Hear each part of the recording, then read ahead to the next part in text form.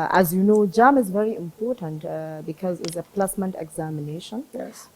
It helps us to see you have limited slots. Whether we like it or not, some of these programs have limited slots. For example, the most typical example that I can give you is medicine, medical sciences.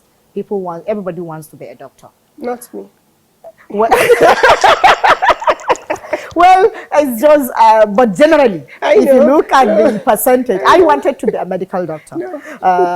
But then my dad, as I said, somebody from education, he said, no, Swever, you can't be a medical doctor because we don't know your husband then. And men can be very funny. Being somebody that comes from the north, he understands the psychology of the northern man. He said, you may be lucky to get someone that can support you, but at the same time, you may not be lucky and you can get someone that will not support you. But if you go into education, most men accept for their wives to go and do teaching. It's very easy, and it's also easier for you to balance the home and the workspace. So that was why he said, so let's come back to the discussion. But mostly children that go into sciences is either they want to be doctors or architectures. So all these popular courses that everybody wants to be a professional, it's make it very difficult for everybody because the space is not just there. And then also these are courses that are professional courses that it's not even everybody that have the ability and capability to go into that programs. And that is why JAMB is there to assist and test and do the placement. But gradually now what we are doing at the ministry is create more spaces.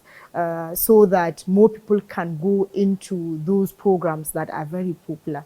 Because by limiting the spaces up to date in Nigeria, with the doctors, the nurses that we require, they are still not adequately available. That's just what I was going to ask. Yeah, so what we are trying now is to increase that available spaces.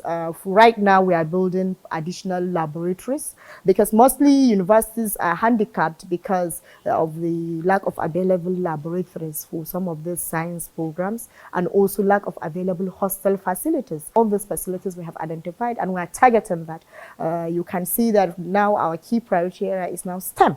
That is science, technology, engineering, mathematics, and medical sciences. So these are the key priority areas we are picking, and we're trying to put in place all the necessary facilities and all the necessary things in place to ensure that we give adequate opportunity for the massive youth that we have in the country.